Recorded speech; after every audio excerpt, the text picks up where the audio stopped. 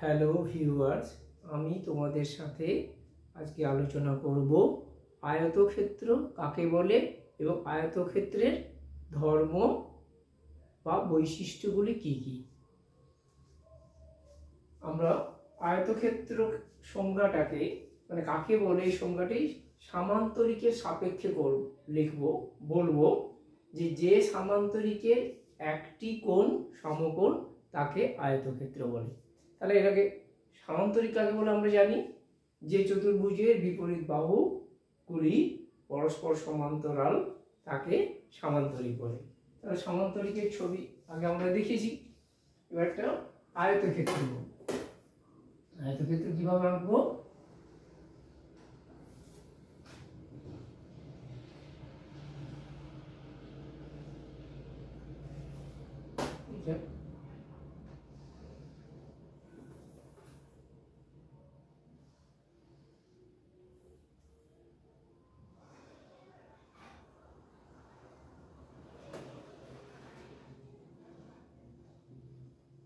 নাম দিয়ে দিলাম এ বি সি ডি, একটি আয়তক্ষেত্র।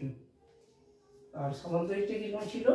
সমান্তরিকটা এরকম কোণাকুণি ছিল, আর এই দুটো বাহু এইরকম এবং বেড়ে গিয়ে এইরকম ভাবে ছিল, এটা ছিল সমান্তরিক।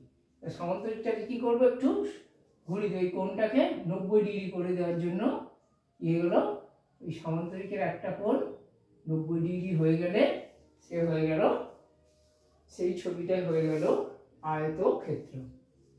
তারপরে সামান্তরিকের যে যে ধর্মগুলো বা বৈশিষ্ট্যগুলো ছিল সেই সকল বৈশিষ্ট্য আয়তক্ষেত্রের মধ্যেও আছে।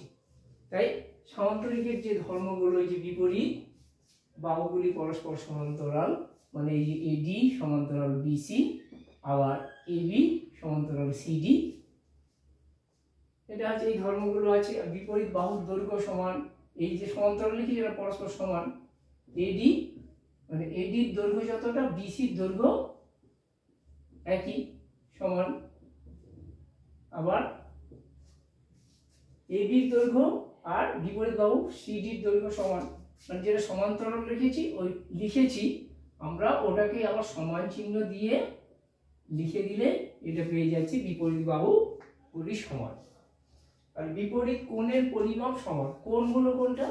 যেমন এ কোণের বিপরীত কোণ সি, বি কোণের দেখো বি কোণের বিপরীত কোণ ডি, মানে এই কোণগুলোর পরিমাণ সমান। আর বিপরীত কোণের পরিমাপ সমান, মানে এ কোণ সমান সি কোণ আর বি কোণ সমান ডি কোণ। আর আয়তক্ষেত্রের ক্ষেত্রে এটা প্রতিটি কোণ হচ্ছে 90 ডিগ্রি। এই কোণের সাথে এই বি কোণের সঙ্গে ডি কোণ আর এ কোণের সাথে সি কোণ পরস্পর সমান। আবার কর্ণ দুটি পরস্পরকে সমদ্বিখণ্ডিত করে। চতুর্ভুজের কর্ণ কি? বিপরীত কৌণিক বিন্দুর সংযোজক সরলরেখাই হলো কর্ণ। আর এই কর্ণ দুটি পরস্পরকে সমদ্বিখণ্ডিত করে। এটা সমান্তরিকের ধর্ম, সেটাই আয়তক্ষেত্রের ধর্ম। মানে ও এ সমান ও সি, আবার ও বি সমান ও ডি। কি লিখবো? ও এ সমান ও সি, আর ও বি সমান ও ডি। এবারে কর্ণ, এবার ধর্মটা হচ্ছে কর্ণ। প্রত্যেকটা কর্ণ, একটা কর্ণ মুছে দিচ্ছি বোঝার জন্য। এই যে কর্ণ, ধরো এসি এখানে বিডি একটা কর্ণ, এই যে দুটো ত্রিভুজ গঠিত হলো, এই দুটো ত্রিভুজই পরস্পর সর্বসম, মানে এ বি ডি ত্রিভুজ সর্বসম বি সি ডি ত্রিভুজ। বুঝলেন? প্রতিটি কর্ণ এখানে সামান্তরিকের জায়গায় কি লিখবো? এই সামান্তরিকের জায়গায় আমরা এখানে লিখে দেব আয়তক্ষেত্র। আয়তক্ষেত্র। তাহলে সর্বসম কোনটা হবে? ত্রিভুজ এ বি ডি ত্রিভুজ সর্বসম বি সি ডি ত্রিভুজ হয়ে গেল। কর্ণ দুটি পরস্পরকে সমদ্বিখণ্ডিত করার ফলে এই যে চারটা ত্রিভুজ গঠন হলো 1 2 3 4, এরাও পরস্পর কি হবে সমান, তাদের ক্ষেত্রফল পরস্পর সমান হবে, এটা প্রমাণ করা যাবে। আর যে কোনো বাহু সংলগ্ন অন্তঃকোণ দুটোর সমষ্টি 2 সমকোণ। এটা মানে সামান্তরিকের যা যা ধর্মগুলো বা বৈশিষ্ট্যগুলো ছিল সেই সকল বৈশিষ্ট্য আয়তক্ষেত্রের মধ্যে আছে। এছাড়া কি এর অতিরিক্ত কি বৈশিষ্ট্য আছে, অতিরিক্ত বৈশিষ্ট্যটা এখানে লিখছি। আয়তক্ষেত্রের প্রতিটি এই যে কোণ সমকোণ, আয়তক্ষেত্রের প্রতিটি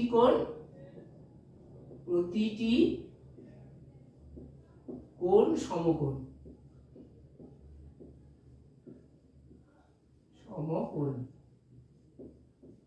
আর কি কর্ণ দুটি আমরা প্রমাণ করতে পারবো। এই যে কর্ণ এসি আর বিডি, এই কর্ণ দুটোর দৈর্ঘ্য পরস্পর সমান, কর্ণ দুটির দৈর্ঘ্য পরস্পর সমান, দৈর্ঘ্য পরস্পর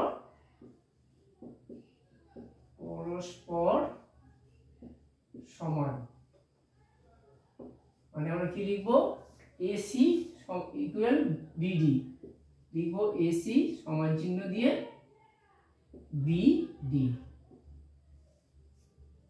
তাহলে এই 9টা ধর্ম আয়তক্ষেত্রের ধর্ম বা বৈশিষ্ট্য। তোমাদের ভালো লাগলে ভিডিওটি বেশি বেশি করে শেয়ার করো, লাইক করো, কমেন্ট করো।